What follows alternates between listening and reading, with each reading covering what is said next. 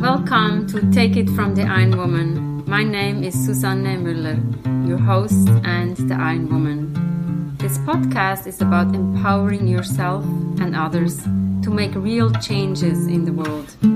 You will hear from everyday, smart, sophisticated, hip people like you and me. Not everybody has to be an Iron Woman to impress the world. Together, we will learn from the sports and business leaders how you can become a more successful person as an entrepreneur or a leader. It's one step at a time, one day at a time. Take your steps now. Take your big steps now. Join me on this journey to success. Take it from the Iron Woman. We only have special guests and a real treat to meet Vanessa. Vanessa got sent to me by our mutual friend, Martha. From the biography we can read, she lives and works her truth every day, both in her life and with each and every client. Some days she would still rather be the unmotivated, overweight 10-year-old sitting on the couch eating candy, but she can't be. I'm wondering what that is. We'll unpack that.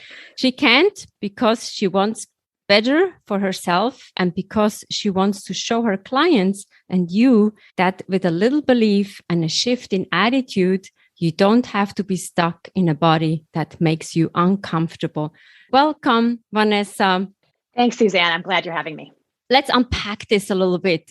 When I see you and hear of you, it's all about fitness. And the book is Move It, Love It, Live. Coming up soon. And we just spoke. It's like a real book, an ebook, and an audio book.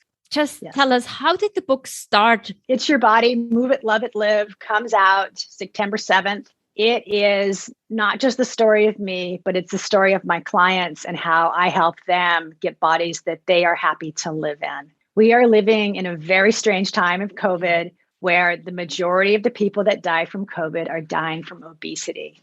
And one of the things that I really specialize in is helping people lose large amounts of weight. I've helped many clients lose over 100 pounds. I actually have a client that's lost over 140 pounds that will run her first marathon this coming weekend. How exciting is that? Fantastic. Can we follow her? Which marathon is it? She's running Santa Rosa. Her name is Ingrid. We're just amazed. I mean, she's just this whole other person now. I have many clients that have lost over 100 pounds. Really what happened was, as I became a personal trainer, and before, like literally, I was exhausted. I was in the grocery store and I'm shopping. And this woman was following me around the grocery store. And she was probably like what you would consider that, I don't know, she's in her 50s or 60s. She just looks exhausted. She's wearing frumpy clothes. She's got to lose 40 or 50 pounds. And I felt really strange. Like this woman's following me around the grocery store. I was talking to a friend and finally I go, do I know you? Can I help you with something? She said, you look really inspirational. I heard you talking to your friend. And I said, oh, I'm a personal trainer. I have my own studio in San Jose. She said, I bet you're really expensive. And this was actually a very interesting moment because she's right. I see clients one-on-one in San Jose. That's an incredibly expensive endeavor. And I'll be honest, if you come to me and you say, Vanessa, I need to lose 80 pounds, 90 pounds, we're talking 3 or 4 years of working together. That's $30,000 or $40,000. This is not cheap to see a personal trainer one-on-one. And I felt very guilty at that moment because when I was that overweight child that everybody wants to talk about, I learned out of books what to do and how to do things. I thought I really need to write the book, not just about how to lose over 100 pounds, but how I get people out of wheelchairs and how I help people that have arthritis and how I help people that are that stay-at-home mom that's exhausted all the time, or that CEO that's on 6 different prescription drugs with the bad back who can't play his golf game anymore. The book is divided into a couple of different really sections where one is really talking about my journey and how I got here. The next one really talks about all the kinds of different clients. And I know everyone can find a client that they really relate to, whether it be they be a suicidal teenager or overweight or a stay-at-home mom or that career woman who's exhausted or an arthritis sufferer. So I break it down to all kinds of people. And I think when people think about personal trainers and what they do, they don't realized the reality. The reality is not pretty people coming into my gym that are in their half bras and their tight little shorts going, hey, I just want a little muscle definition. That is not it. These are people that can't walk anymore. These are people that are in pain, physical and mental pain. The most important thing that I do with a new client is figure out what's your pain and what's your goal. Do you want to play with your grandkids? Do you want to be able to walk around the block successfully? Do you want to be able to take care of yourself and get in and out of bed by yourself? Mm-hmm. And I say these things and people go, oh, that's kind of funny. And then they realize, yeah, I have trouble getting out of a chair. If I sit too long, my hip hurts. How do we get you out of pain? And the universal thing that all of us have is mental and physical pain. That's a lot about the book. And the book is not very Pollyanna. It talks a lot about suicide. I talk about women that died who were obese, and I had clients who were obese and died on me. Obesity is disgusting to see, and I really talk about the realities of these body issues that we don't talk about, that we hide. We hide in our shame. Wow, we need you. And we know that obesity kills. I was just listening another show last night. It's obesity, diabetes, and just the unhealthy habits that we have. And I grew up in Switzerland, and for us, sports, moving is in our DNA. I have to say I'm very lucky that I grew up in a healthy environment. Yes, we had chocolate in Switzerland. Mm-hmm. We need to eat chocolate, right? But in a healthy amount. We don't eat, I don't know, junk food. The first time I had McDonald's, it was probably when I was 18. For me, junk food is, I don't feel good. I know that I need to eat healthy. For me, it's the mental and the physical well-being. I'm a marathon runner, 26 marathons with my friend Martha, who sent you to us. I've done the Ironman, and I have to admit, the training for the Ironman was kind of like easy, and everybody's like, no, it cannot be easy. It was easy. The hardest part was the nutrition for me. Yes. And people don't believe me. And I'm like, look, I couldn't eat any more Mexican food, Thai food, Indian food. I was basically eating quinoa rice pasta, and a little bit of carrots, maybe tomatoes was pushing it. I had to listen to my body, but it was an experiment, and a good experiment for myself. I felt good. And it's difficult. I think it's difficult for people to realize to listen to their body. Yes. I had a 69-year-old woman walk into my studio one day, and she said, you know what? Yesterday, Vanessa, after I did my little morning walk jog, my body was craving an orange. And I said, did you have some vitamin C? Because your body's telling you that it needs vitamin C. And she goes, oh, no, I ate a sandwich. And I said, well, why? And she said, well, it was lunchtime. Now, this was such an American thing, right? I go, but your body said it needed vitamin C. You need to give it vitamin C. That's why we have fruit so often at the end of a race. When you see us, they're giving them orange slices, they're giving you bananas, whatever it may be.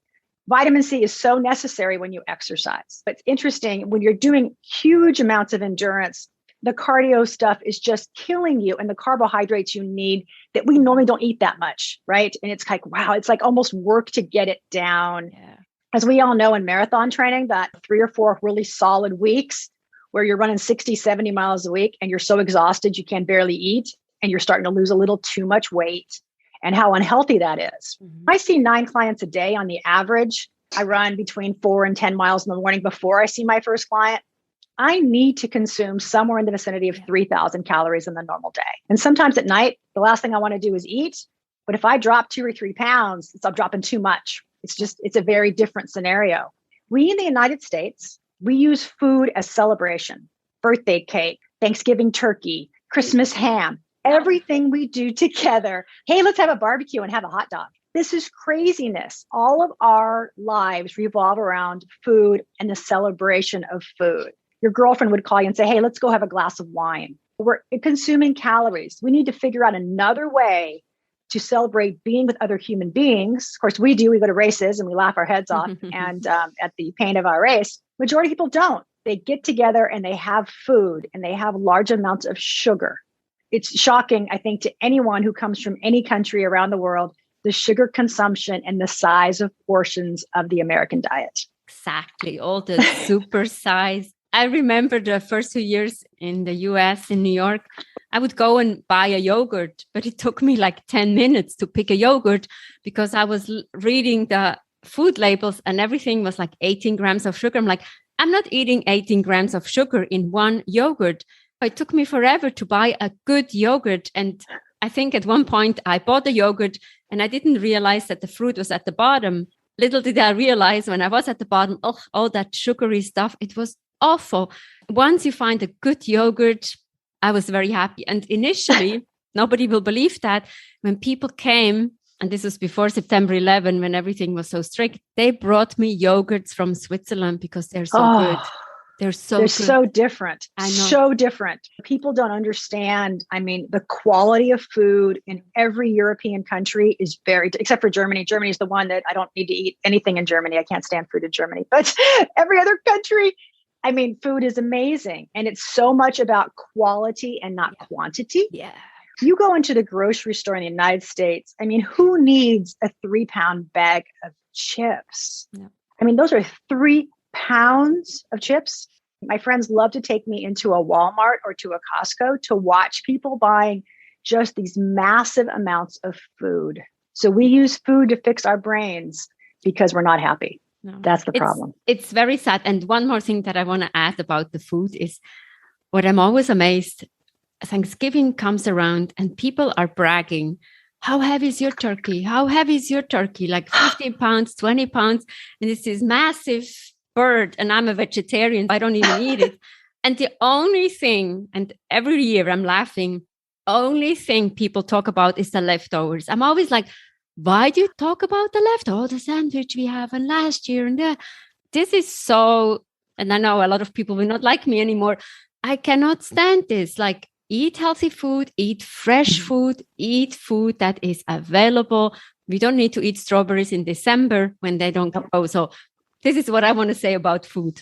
Yeah, I think it's very interesting in the United States because we eat out more than any other culture and we order food and the fast food scenario is just so huge here that we don't see anywhere else. I think this is very, very strange how the average family may eat out 3 or 4 times a week.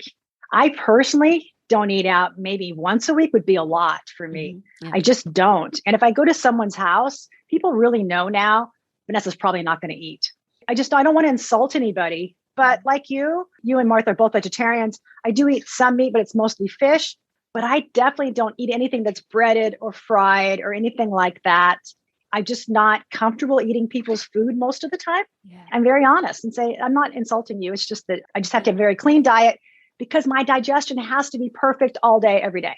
And that's what it is, right? The digestion. And I think the digestion for me is if I don't digest well, I don't function well. My brain is clogged. Yes. It's the mental and the physical well-being. Yeah, that's very important. We should just be honest when we go to people's house and say, I don't eat meat. Sometimes it's a little difficult when I say, I don't eat this, I don't eat that. I'm like, people might not invite me anymore. But then let's just meet for coffee or you can have a glass of water and then everybody is happy, I think. I agree. Thanks, Suzanne. Have a great day. How inspiring was that? We can learn from Vanessa. We can learn how to eat much healthier. What are you eating today? Take it from the Iron Woman. We have episodes every Monday, every Wednesday. Chime in. There's something for everybody listening to runners, entrepreneurs, authors, coaches. Something for you. See you next time.